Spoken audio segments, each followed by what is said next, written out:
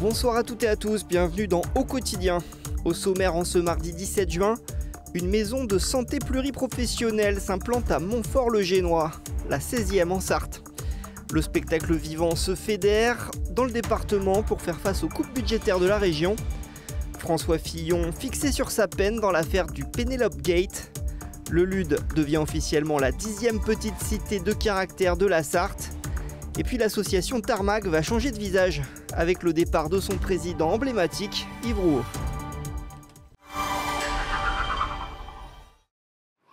Une maison de santé sans aucun nouveau bâtiment. C'est le choix fait à Montfort-le-Génois. La 16e MSP de la Sarthe rassemblera simplement les actuels cabinets médicaux, bâtiments paramédicaux et pharmacies sous un même logo.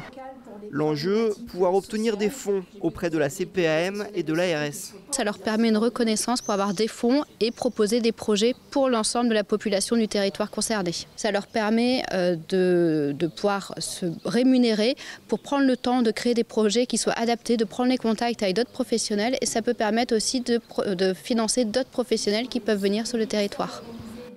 11 professionnels de santé sont déjà installés à Montfort-le-Génois pour un bassin de vie de plus de 7600 habitants. Comme on a plus de moyens, on peut faire des choses plus variées et plus intéressantes. Donc ça crée aussi une dynamique pour nous, c'est-à-dire qu'on est plus motivé à faire des actions parce qu'on sait qu'on va pouvoir les mettre en place. Le suivi est plus intéressant parce qu'on sait qu'on a les moyens de faire le suivi. Et c'est aussi motivant pour nos internes qu'on a actuellement de pouvoir leur expliquer que justement, ce n'est pas uniquement de la consultation cabinet classique et que s'ils ont envie dans leur pratique quotidienne d'organiser des actions avec le public et avec les collectivités, c'est faisable. Avec cette dynamique, le docteur Vulins espère donc bien attirer des internes et assurer une plus grande offre de soins sur le territoire. Pour le spectacle vivant en Sarthe, au service des habitants, sur l'ensemble du territoire. Leur projet, créer et structurer une fédération des compagnies professionnelles du spectacle vivant en Sarthe. Un enjeu culturel pour l'ensemble du territoire, un enjeu économique aussi, car être artiste aujourd'hui, c'est gérer une entreprise. L'accélération des baisses de dotation, y compris, et surtout depuis 2024 avec la région, a vraiment fait éclater les stratégies de développement des compagnies. Donc nous, on a pris nos responsabilités, on crée cette fédération, on est 45 compagnies pour le moment, qui allons se mettre au travail très concrètement avec ces élus et ces techniciens et aussi l'ensemble de nos partenaires, lieux culturels, autres, différents de nous, pour justement trouver des solutions pour que le spectacle vivant reste réel en fait en Sarthe. L'idée de mutualiser les moyens, comme les lieux de répétition par exemple, est soutenue par le département ou encore la ville du Mans. On sort d'un ancien modèle qui était un modèle dans lequel une compagnie avait une salle de spectacle dédiée. C'était le théâtre de l'éphémère à Scarron, c'est Pièces et main-d'œuvre à l'Écluse. Et ce modèle-là, il ne répond plus aujourd'hui aux besoins, donc il faut qu'on trouve d'autres solutions pour pouvoir mutualiser ces espaces. Les compagnies présentes aujourd'hui le répètent à l'envi. L'aide publique à la culture est un projet politique et un projet de société, pas une lubie d'artiste. François Fillon est définitivement condamné à 4 ans de prison avec sursis et 5 ans d'inéligibilité, plus 375 000 € d'amende dans l'affaire des emplois fictifs de son épouse. La Cour d'appel de Paris rejoint en dernière instance la Cour de cassation qui avait estimé en 2024 qu'une peine de prison ferme n'avait pas été suffisamment motivée. Penelope Fillon est définitivement condamnée à 2 ans de prison avec sursis, 2 ans d'inéligibilité et une amende de 375 000 €. Enfin, Marc Joulot, ancien suppléant de François Fillon à l'Assemblée nationale, est condamné à 3 ans de prison avec sursis et 5 ans d'inéligibilité. Ça y est, c'est le jour J pour le LUD. La commune signe son entrée dans le réseau des petites cités de caractère. Ce panneau, c'est la récompense de presque 10 années de démarches et de rénovation. On travaille énormément sur l'architecture, le bâti existant. Si on a la chance d'avoir une ville, la ville du LUD, qui est extrêmement riche en patrimoine, il y a juste à lever les yeux quand on se promène dans les rues. Refaire les façades, enrichir le patrimoine ou fleurir les rues, des travaux d'aménagement sont nécessaires pour remplir les 6 critères de la marque Petite Cité de Caractère. Monument historique, moins de 6000 habitants, avoir une notion de cité, avec une densité véritablement d'une cité, avoir un lieu d'accueil du tourisme et mettre en place un programme pluriannuel de valorisation de son patrimoine.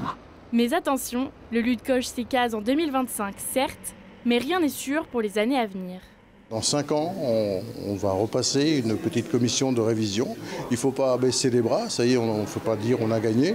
Non, le travail est toujours d'actualité. Il faut continuer à améliorer l'existant et à prévoir le futur. En plus de la marque Petite Cité de caractère, le Lude est labellisé patrimoine remarquable et ville d'accueil de véhicules d'époque. Beaucoup de distinctions. Et on a encore de la place sur nos panneaux pour en recevoir encore. Journal tout en images cette semaine sur LMTV Sarthe, mais malgré ça, on vous propose des invités. Et ce soir, nous sommes avec Yves Rouault, président de l'association Tarmac. Bonsoir Yves Rouault. Bonsoir Colin. Vous êtes président de cette association depuis 2019 et vous avez décidé de passer la main. Pourquoi ? Plusieurs raisons. D'une part, l'âge, parce que malgré tout, 75 ans, ça commence à compter. Et puis, bon, je pense que c'est bien de renouveler, d'avoir des gens différents qui vont peut-être donner probablement d'ailleurs, donner une impulsion différente, avec un regard différent. Je crois que c'est toujours bien de renouveler. Justement, on va revenir sur un peu vos 6 ans de présidence. Juste pour préciser que l'association Tarmac, c'est une association qui vient en aide aux plus précaires. Vous avez développé pendant ces 6 années de présidence de nouveaux lieux. Le Viaduc, par exemple, qui est arrivé en 2020, fin 2020, juste après le Covid. Oui, c'était inauguré à ce moment-là, mais c'est la continuité de l'ouverture de l'accueil famille qui s'est passée en avril 2018, si j'ai bonne mémoire, et en attente de locaux, donc le temps que les travaux se fassent, qui ont été retardés bien sûr par la Covid, l'inauguration, donc l'ouverture du CER en 2020. Justement, ces périodes Covid, elle a dû être spéciale à gérer pour vous. Oui, c'était un petit peu particulier, parce qu'en plus j'ai mon côté médical qui fait que ça impactait différemment. Et je me rappelle toujours, j'ai un souvenir d'avoir avec un chef de service et un directeur général, avoir découvert le Gué Bernisson, où on a créé un centre d'hébergement spécialisé pour les précaires Covid+. Tarmac, c'est une association qui, sur le site internet, s'est marquée ainsi, a 3 ambitions: accueillir, héberger et insérer socialement. Justement, il y a l'exemple des jardins de Vaujoubert, c'est que ça fonctionne d'intégrer les personnes les plus précaires socialement. C'est le chantier d'insertion, oui, avec un bon pourcentage de réussite, parce qu'on arrive à accueillir tous les publics, on prend des publics vraiment parfois très loin de l'emploi. Et le fait de travailler entre 6 mois et 2 ans dans un jardin, même biologique, ceux qui passent ce cap-là, c'est qu'ils ont vraiment envie de travailler. Et donc on arrive à avoir des beaux débouchés après, c'est ça qui est intéressant. Donc ça c'est pour la partie insertion. J'ai aussi parlé de la partie un petit peu hébergement. On y reviendra aussi avec Tarmac Imo dans quelques instants. Mais je voulais aussi parler d'un point d'accueil puisque c'est un peu de l'actualité. C'est la Flambée qui a été rénovée. C'est quoi l'importance de ce lieu ? C'est un tiers-lieu qui permet aux anciens de la rue, parce que ce sont souvent des anciens de la rue, mais pas que. Il y a malheureusement, là aussi il y a des nouveaux qui viennent. C'est un endroit où ils peuvent se poser, on va reprendre le terme. C'est un accueil de jour. C'est un accueil de jour, même ça fonctionne que l'après-midi, donc c'est une chose très particulière, et 5 jours par semaine. C'est un moyen de se retrouver ensemble, et puis depuis 1 an, on commence à assister à une auto-prise en charge, c'est-à-dire qu'ils deviennent pratiquement ce qu'on appelle des pères aidants.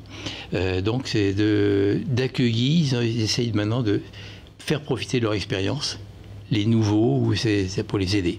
Donc en ce sens-là, c'est intéressant, avec des échanges qui sont très, très utiles pour tout le monde. Et donc il y a eu également l'agence immobilière Tarmac Imo qui met en relation des propriétaires et des personnes dans le besoin.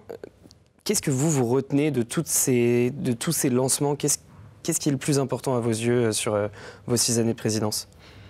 L'accueil des familles, je pense qu'il n'y avait rien. Il faut se dire qu'en 2017, il n'y avait rien. Il y avait quelques lits symboliques dans l'ancien Noguès et puis quelques chambres d'hôtel, mais c'était tout de même très limité. Là, on a tout de même réussi à avoir un accueil décent en plus, parce que aussi bien le Viaduc qu'Antonios de Gaulle, ce sont des accueils décents, avec une participation de l'État et de la ville pour ce qui est d'Antonios de Gaulle. Et on est là où on avait très peu de places, on va dire une trentaine ou une quarantaine, on est actuellement à 220 places dans les hébergements d'urgence. La demande est toujours là, malheureusement, mais c'est vrai que c'est un plus. Il y a aussi tout ce qu'on peut accompagner. Si on parle du logement, on loge ou héberge pratiquement 800 personnes par nuit. C'est énorme. On est des très gros locataires sur la ville du Mans, parce qu'on sous-loue après, donc par l'intermédiation locative, justement, le problème de sous-location. Et on prend des gens qui ne pourraient pas avoir de logement si on n'était pas là pour servir d'intermédiaire, parce qu'ils ne répondent pas aux critères classiques d'un bon locataire, entre guillemets. Non, mais c'est là-dessus où vous avez une importance. Et d'ailleurs, il y a un dernier projet là, qui est en cours, ou en tout cas c'est le plus récent. C'est pour aider et loger des femmes victimes de violences, donc créer des logements. 140 000 € sont nécessaires. Ça aussi, ça fait partie des nouvelles priorités, enfin des priorités là. C'est une continuité, c'est-à-dire que on a un espace qui accueille une dizaine de personnes, mais qui a besoin d'être rénové. Et le bâtiment où on est, qui existe actuellement, ne peut pas être modifiable, est très, très difficilement modifiable. Donc on est en train de chercher d'autres pistes. Et il faut bien sûr, il y aura des travaux, des choses comme ça, d'où cette somme de 140 000 € dont on a besoin pour faire ces travaux et rendre un accueil plus facile pour les... Il ne faut pas oublier, là, ce sont vraiment les femmes victimes de violences. Autant au 4e étage du viaduc, par exemple, on a des femmes vulnérables, ce qui est tout de même un degré en dessous, si on peut parler de un mieux ou un moins pire, je ne sais pas lequel des deux, il faut dire. Mais là, parfois, ces femmes-là ont besoin d'être très encadrées pendant une période très difficile de leur vie. Et justement, si vous voulez aider ces personnes, vous pouvez vous rendre sur le site Hello Asso en tapant sur votre barre de recherche Hello Asso Tarmac et vous verrez, c'est la première suggestion où vous pouvez aider l'association. Et si vous voulez plus d'informations sur cette association Tarmac, vous pouvez vous rendre sur le site web tarmac.asso.fr. Et donc, vous êtes président jusqu'au 26 juin. Bon, ça va être dur, c'est sûr, hein, parce que c'est pas évident de quitter. Mais vous allez forcément rester un petit peu dedans. Je reste encore dans le conseil d'administration au moins 1 an. Après, je ne sais pas. Demain est un autre jour, donc je verrai. Mais je sais aussi que derrière moi, il y aura une équipe qui va prendre le relais et qui sera au moins aussi bonne et sûrement meilleure que moi. Et ce sont des personnes que nous accueillerons avec plaisir sur notre plateau. Merci beaucoup d'être venu sur notre plateau ce soir. Merci, bonne soirée. La Ferrari numéro 50, disqualifiée des 24 heures du Mans. Lors des vérifications techniques d'après-course, la voiture, 4e à l'issue de la course, présentait un support d'aileron arrière qui a été jugé non conforme au règlement. La Ferrari, pilotée par Niklas Nielsen, Antonio Fiocco et Miguel Molina, est donc exclue du classement au profit de la Cadillac Jota numéro 12 qui termine donc finalement au pied du podium devant la Toyota numéro 7.